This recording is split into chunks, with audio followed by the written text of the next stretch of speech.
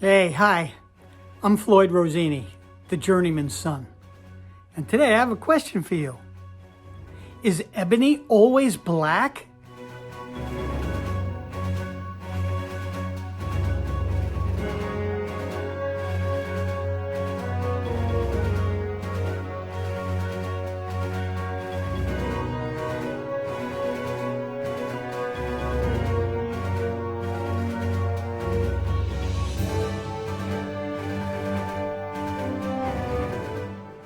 Well, I guess not.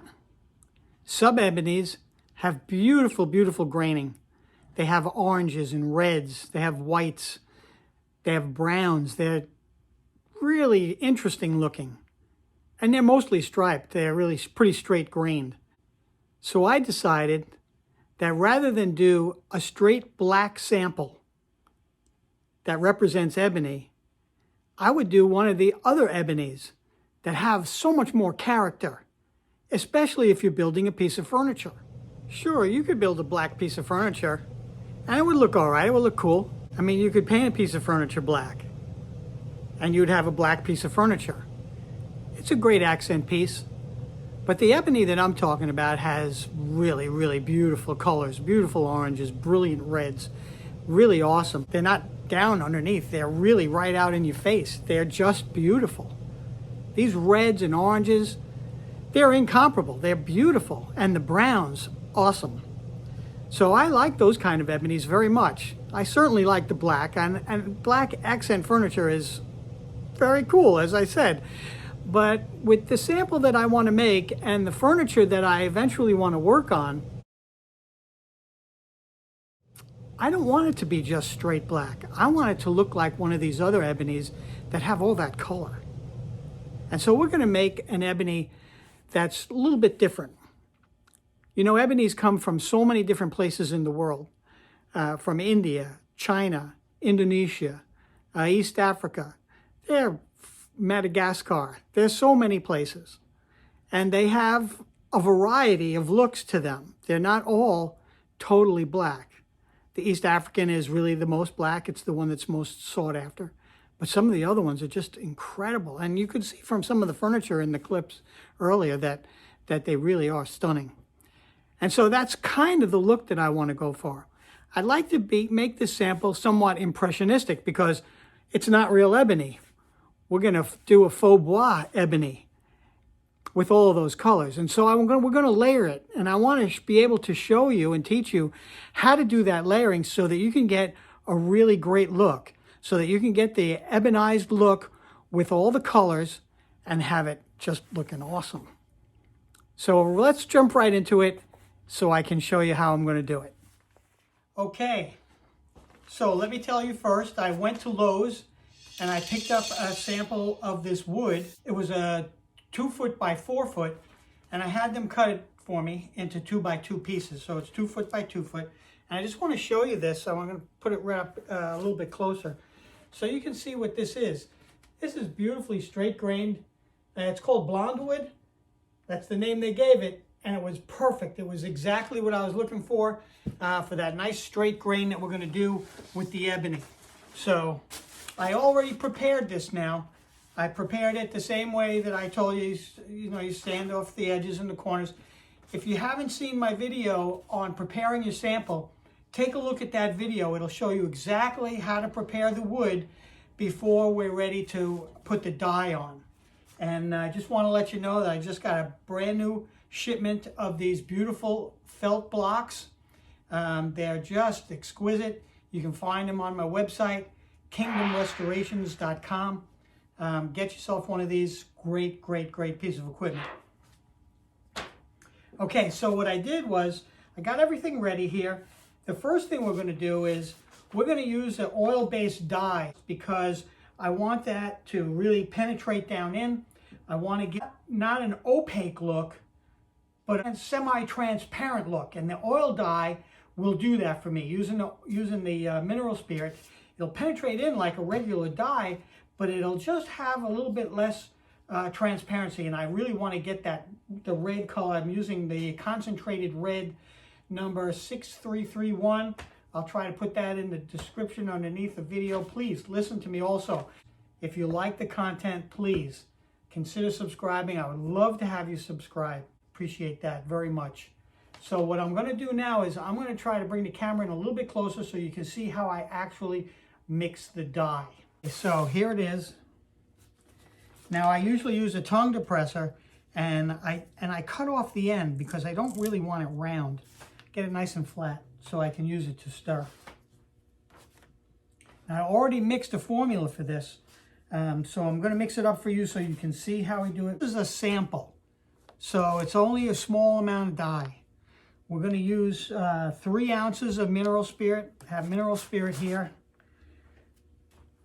Now, when I buy these, when I buy the mineral spirit, I buy it by the drum because I sell a lot of it and I use it. So you can find this on my website as well. You can't find this on my website. I don't really sell it on the website, but you can call me. Feel free, give me a call. More than happy to ship it out to you. There's 3 ounces of the mineral spirit. That's 1, 2, 3. Always cap it. Never leave a jar open. Never leave a container open. I have this open. It's not really a good idea. I'm going to use it, but I'm going to cover it because, you know, it just takes one little bump, and the next thing you know, you got dye everywhere. And we're going to use 1 ounce of the glycol ether EB. Now, let me tell you something about the glycol ether, and it's the EB. This is really the secret to dye staining without overlap, without blotching. The EB, it's a universal solvent. Water-based, oil-based, alcohol-based, it dissolves it. Really, really great solvent. It gives you a lot, it's a really, really slow drying solvent also, so it gives you a lot of work time, a lot of open time. Now the dye, these are my small spoons. It takes 10 hints of this concentrated red. So now remember, when you do this, make sure it's absolutely level. You want to take that scraper and scrape that absolutely flat. So 10 of these, 1. Okay, there's 10 in there, nice level spoonfuls. Make sure you cap it and then stir it up. Now that solvent, the EB, should dissolve this quite well. See the nice color we're going to get here. This is a really nice, beautiful red. If you remember some of those, if you want to go back to the beginning of the video, take a look at some of those pieces of furniture. You'll see some of this color, some of those samples. Okay? So that's dissolved already. And it's nice, deep color. There's plenty of dye there. I like that quite well. So we'll take the cheesecloth. Remember, when you fold it up, you want to make sure you tuck in the ends. Make yourself a little pad. This is a good enough pad. I'm going to bring this back into view. Get that out of the way. Okay. This is it. This is perfect. You want to get this on. This is our base color so that when we go through, we'll get the nice reds and oranges. I'm going to put just one more time, coming back from the other direction. I'm going to let this soak in. I'm going to work this in for a couple of minutes so that it really penetrates, gets deep down in there. And I want you to see how it looks. You can see that it has a little bit of opacity to it. It's really, really exactly what we need for the bottom. This is going to be the first layer of the dye. We're not going to use paint. We're not going to use glaze. We're going to use dyes for the whole thing all the way through. The colors are all going to be dye, and you're going to see how beautiful it comes out. We're going to let the natural colors of the finish, because we're going to use some shellac. We're going to use, you know, a few more samples of dyes, because the next dye we're going to use the black dye over this, but we're going to stripe it. And the black dye is going to be an alcohol based. So let's get started with this right here. And what I'm going to do is, you're going to watch this. See how you dab it like that a little bit and you get a lot of strong color in places? You can stretch it through. See, we want to do this in a few places just so you have that extra color when we come through with the black. It's going to leave us with some really interesting marks. So we have to let this sit. We're going to let it sit overnight. Come back to it tomorrow and we'll get the black on it. Now I'm going to lift this up so you can see what it looks like without, yeah, there you go. See that? It even started running a little bit, which is okay. I don't mind that, because when it dries, it's going to soak in. I'll show it to you again tomorrow and we'll see how it looks.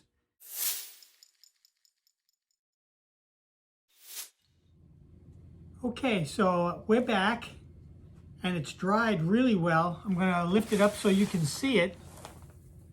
See how that dried on really nicely? It's beautiful. And I didn't want to bore you with the mixing again. So I mixed the black, this is alcohol-based dye. It's called Black FG. The Black FG, it's a metal complex. It's really, really light fast. It's a really great alcohol dye. I used 200 proof ethanol. Same formula as yesterday, 3 ounces of the ethanol, 1 ounce of the glycol ether EB. So we get that nice work time. What we're gonna do now though is a little bit different, because I'm not gonna go over the whole thing with the black. What we're gonna do is we're gonna stripe it to leave some of the red showing through, so it looks like the veneer that we saw on some of those pieces of furniture. So let me go ahead and get started with that.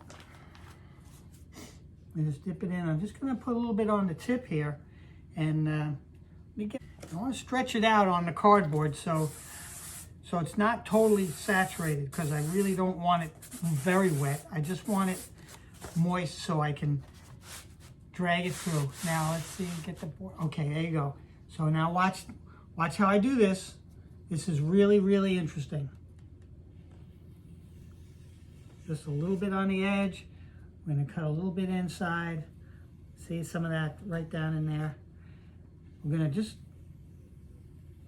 open it up a little bit. See how I leave a little bit of that red showing through?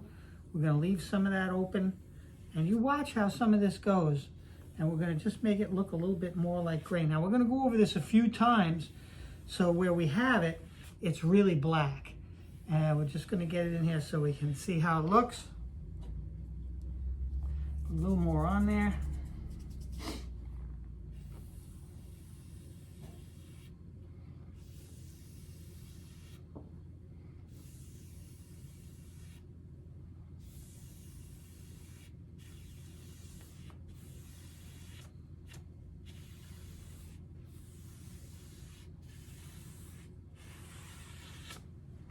Okay, now we're going to take the black and we're going to go over all the black that we did. See, so you can see how that looks right now. And you can see some of that red coming through. And we're just going to take this black and go over it again, make it really, really dark.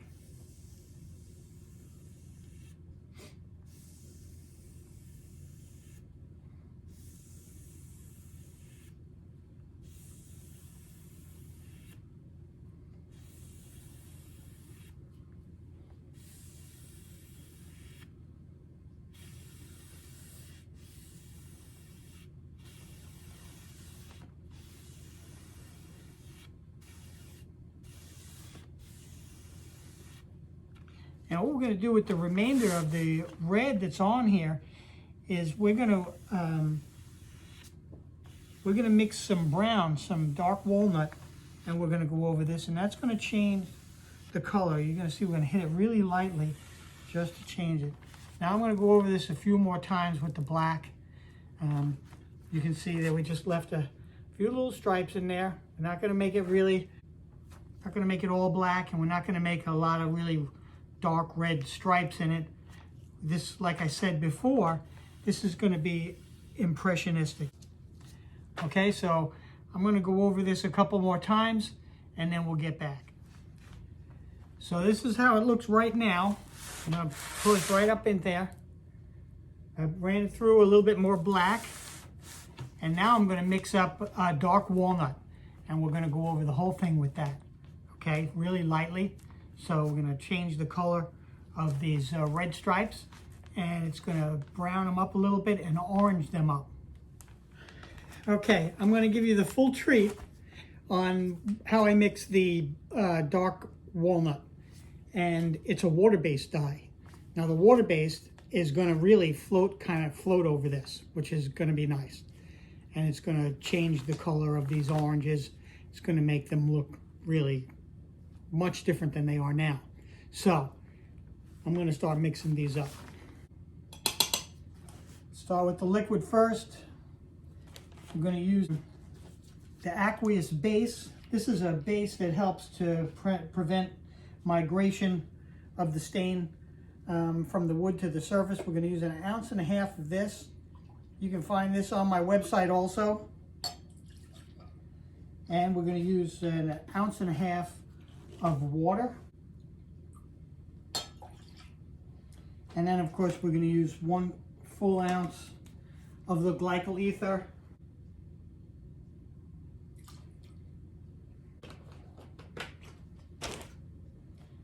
Now we're going to take 4 hints of the dark brown.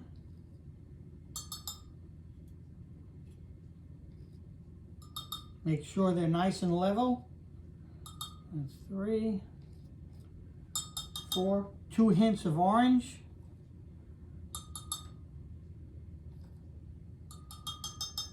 One smidge of black.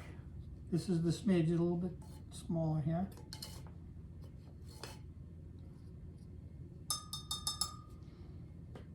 Two hints of yellow.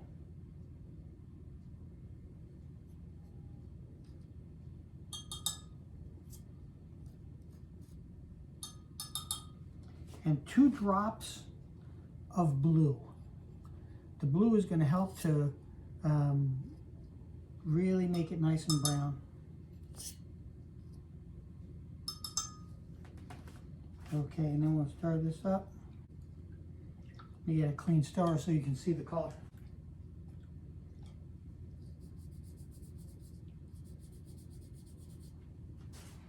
See that nice brown? Get some dye on it, spread it out a little bit. Now watch what happens. Oops, spill a little bit on there. It's all right. Watch this.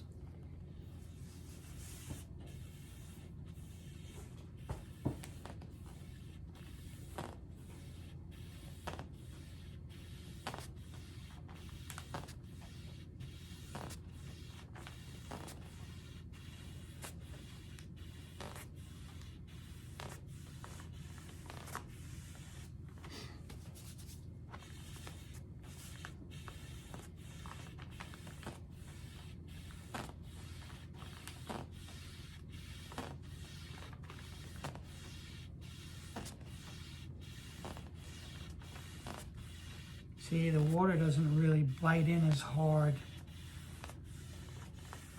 but just enough to change that color a little bit. Take a look at that now.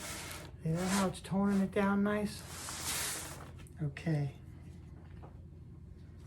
That's going to do a little bit more. One more shot. It's starting to look really good. We may go over the black again a little bit, but we're just going to get this brown in here a little bit more.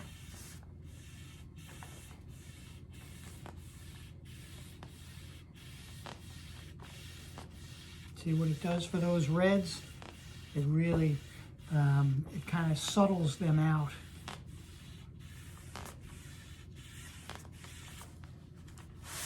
Yep, let that dry a little bit. Close up these containers and I'll be back. So you can see I went over the black a little bit more.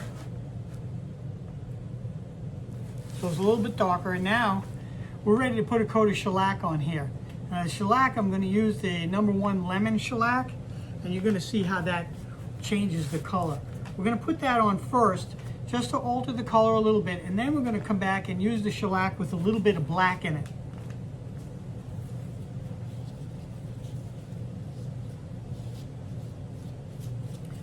So we take the shellac, get it on the pad.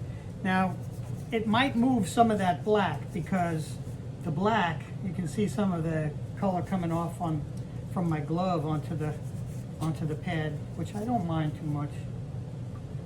But because the alcohol dye that we used is the black alcohol dye, the shellac might move that a little bit and pick up a little bit on the cloth. So we're going to have to move fast. We got to make sure there's enough on here so we don't make too much of a change in it. Okay, so we're going to be really careful. And I got it pretty loaded up. It's not dripping off, but there's plenty in there. There's plenty of shellac. We should be able to do this whole sample in one shot. Okay, ready to go.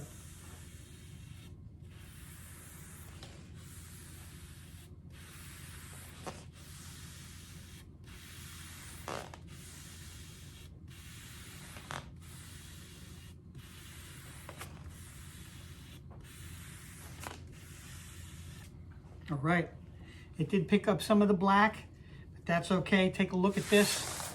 Look at what happened. Look at how beautiful that is. It's awesome. Okay, we're gonna let that dry, and then we'll come back and put another coat on in a few minutes.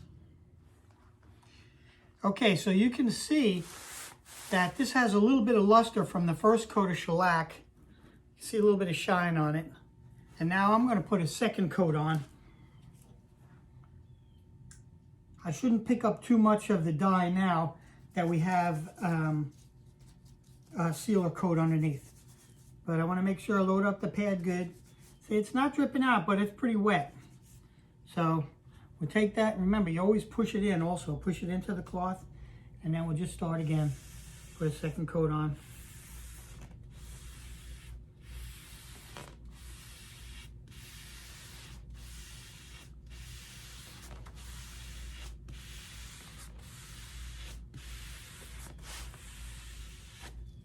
All right. Okay, so you can see how that looks. It's starting to get a lot of reflection now because it's wet. But we'll let that dry, and then we're gonna come back with some more shellac, but with a little bit of black in it. So we're gonna darken it up just a tiny little bit, and I'll show you how we're gonna mix that in the shellac. The #1 lemon shellac is dry, 2 coats. Now I'm ready to take some shellac and add a little black to it and give it another 1 or 2 coats. We're going to see how the first coat goes on and see if we want to do a second coat. Now you got to use the alcohol-based dye in the shellac. So I'm going to mix only a little bit, 4 ounces of shellac and 1 hint of the black dye.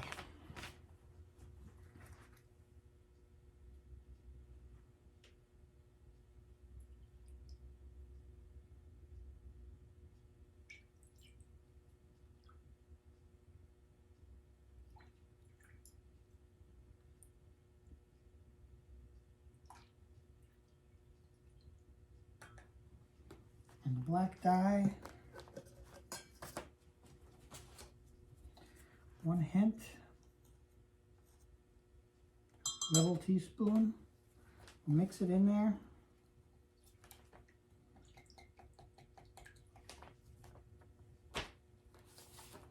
Cover this up. And the last thing I want is to have this shellac flying all over the bench. Okay, let me get it. Oh, I'll just use the bottom side of this spoon so you can see what it looks like. You can see how the little bit of black, it's just a little bit of color, just a slight tint, and that's what we want. So I'm going to open up the pad and refold it, get a clean face up.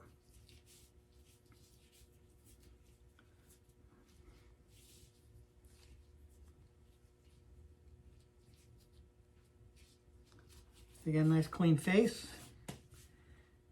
Get that shellac in there. And get another coat on. I'm going to turn it around and start from the other side. So we get a nice even application. See, the cheesecloth wipe, it is the best for applying anything, whether it's dye, finish, doesn't matter. If it's liquid, the cheesecloth wipe works really, really well. So fast, save you so much time. And there you have, it's really, really getting sharp looking. So we'll let this dry. We'll begin to put on clear coats just to build it up. I'm going to use button shellac. This is the color of the button, just so you can see that. It's a little bit orangey, but it's a light orange. It's not like orange shellac, which is orange brown. This is just a little bit more orange. And we'll use that to put about 2 or 3 coats on, and then we're going to rub it out, and we're going to see how it looks. Hey, what can I say? It's been absolutely crazy with the market tanking and coronavirus. It's just crazy. And so it's been hard to work on the samples. Been kind of staying home and coming to the shop just briefly. Been kind of self-quarantined at home, but come to the shop if, you know, if there's something really that I have to take care of. I do work alone, so that helps a lot. But I want you to see the sample. I put on 2 extra coats of the button shellac, and then I let that dry. It must have dried for 3 or 4 days before I got back to it. And then I papered it out with the 320 and the felt block.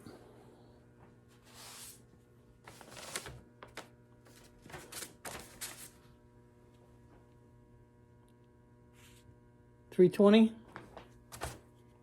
felt block. I'm going to see if I can bring this in close so you can really take a look at where I papered it out. Okay, there you can see it. There's some red. That's pretty dull right now. But you can see the pores open. And that's exactly what the ebony looks like. Because it doesn't really, you know, they say that you don't have to put an awful lot of finish on it because it's so hard and so dense. And so you see the open pores on it. And so I want to leave these pores a little bit open so you can see them. And I'm going to finish rubbing the rest of it out. You can see it's really glossy here. You can't really see until I pull away here. See, you can see some of the striping in it, some of that graining. Really looks great. But I'm going to paper the rest of it out, and then I'm going to wax it. And I think we're going to have a great sample. I mean, I'm excited. This thing looks awesome. So I'm going to do that. I'm not going to bore you with watching me rub it out. You've seen me do that in my other videos. Once I have it rubbed out, we'll turn the camera back on, take a look at it. Then we'll wax it up. I will show you the waxing when I do it, because that's going to be important, how we do it and what we do with. Okay? So I'll see you next time. So I started to steel wool out this portion over here. I haven't steel wooled this yet. I did finish rubbing it out with the 320, started to steel wool, and I wanted you to see this big reel of steel wool. I love this the best because it's got a nice wide face to it. As you can see, it's got a nice wide face to it, and it's really thick, so it's plush. That's the only word I can think of. It's plush, and I like that because when you're pressing down on the wood, you got a lot of cushion, and you can push that steel wool right into the pores. So you take a scissor and you cut a section off, and you make your own pad. You know, you just roll it up into your own pad, and then you can refold it to get fresh face every time this gets filled up. So I'm going to show you how I do it. I'm going to steel wool this out. You can see I'm doing the short stroking, and it's dulling out nicely. This is really great. You can see it picking up a little bit of the pink on it. I don't know if you can see the pink coming from that red dye. Sometimes you just can't keep it from migrating to the surface as much as you try. And we got a lot of body on here. We got a lot of finish on here. But it's still migrated up.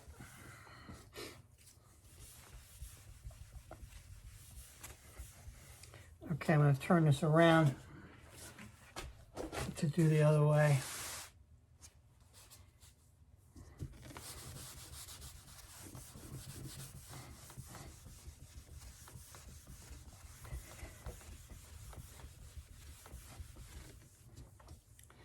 See, now I can open it up. You can see how much of it got used, but you can still have all the steel wool here. So we just refold it and use this part here. And that makes for really getting the most out of the materials that you use. That's really important. You don't want to waste material. Okay, so all that short stroking, now we're going to go straight strokes from top to bottom, even out the scratching that the steel wool makes, so that it has a nice overall flat look, ready for the wax.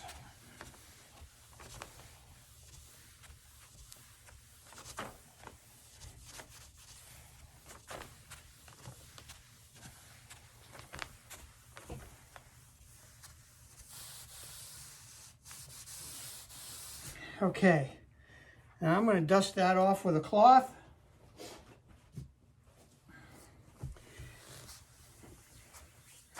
Get the steel wool dust out of there.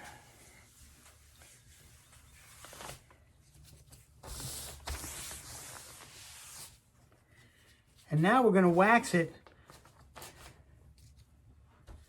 with the black patinating wax. I make two different black waxes.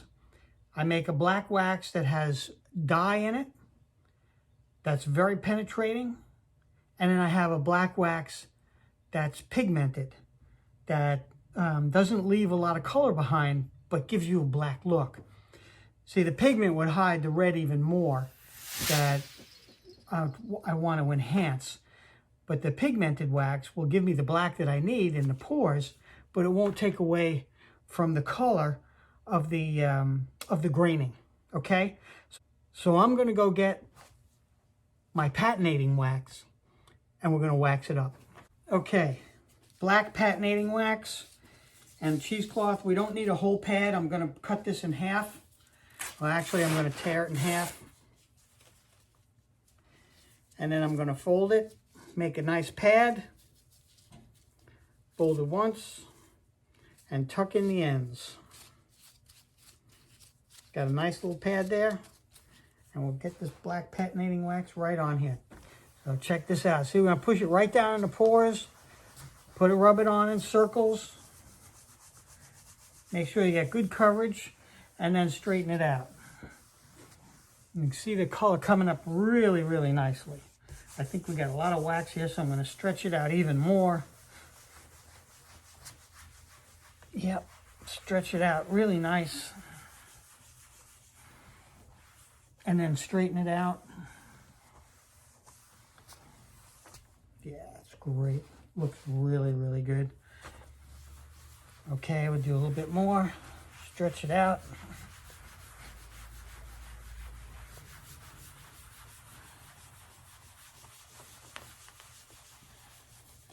Make sure you push that wax in. This, you know, you just can't wipe it on. You have to push it in. You want to make sure that you really fill in any pores. You don't want them turning white on you in the end. And then you straighten it right out before it dries. Follow with the grain. And then we have this tiny little bit left at the end. And watch how that red is going to come up nice and bold now.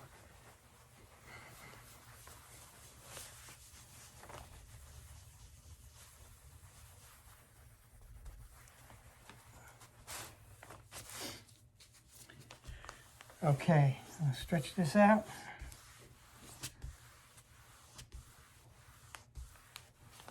I'm going to stretch it out again. I'm going to refold the pad. See how it's all packed with wax?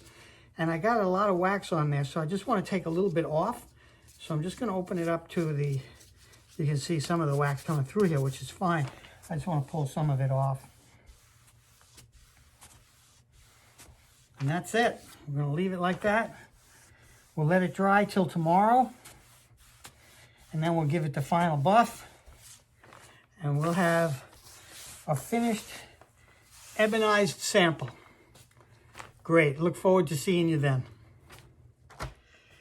Okay, so we're going to wrap this up now.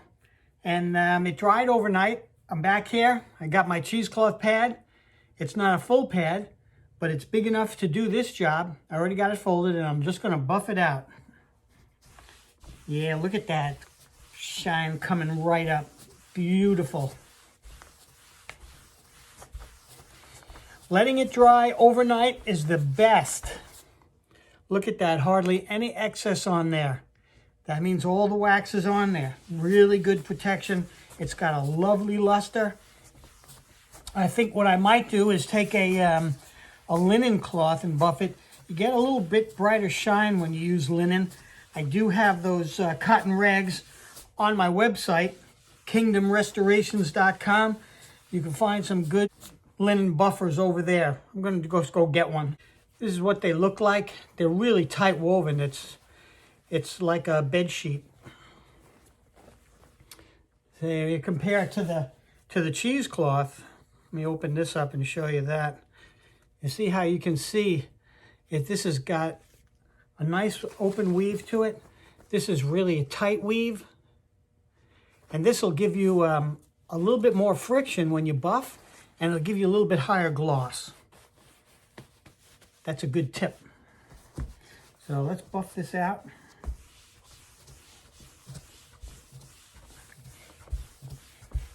Yep, just a little bit higher gloss. Really nice.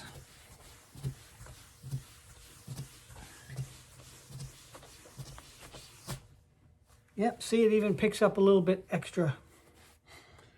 Okay, so here we are. We have a finished sample. You can see me in the shine. Isn't that great? That's a beautiful shine. Let me take my hat off. And I'm going to just lift this up a little bit. Bring it in a little bit closer. You can see that. Turn sideways a little bit. Yeah, you can see that. And that's our sample. We have a finished sample. It's beautiful. I'm going to take the camera off the tripod, and I'm going to walk around the sample with it so that you can really get a good look at it.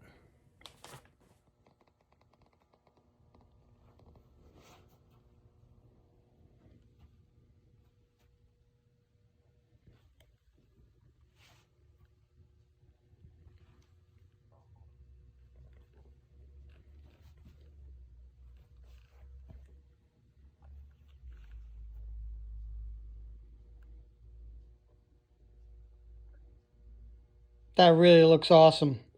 It's just beautiful.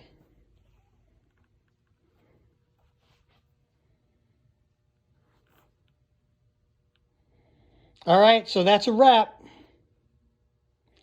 So now you know that ebony is not just black.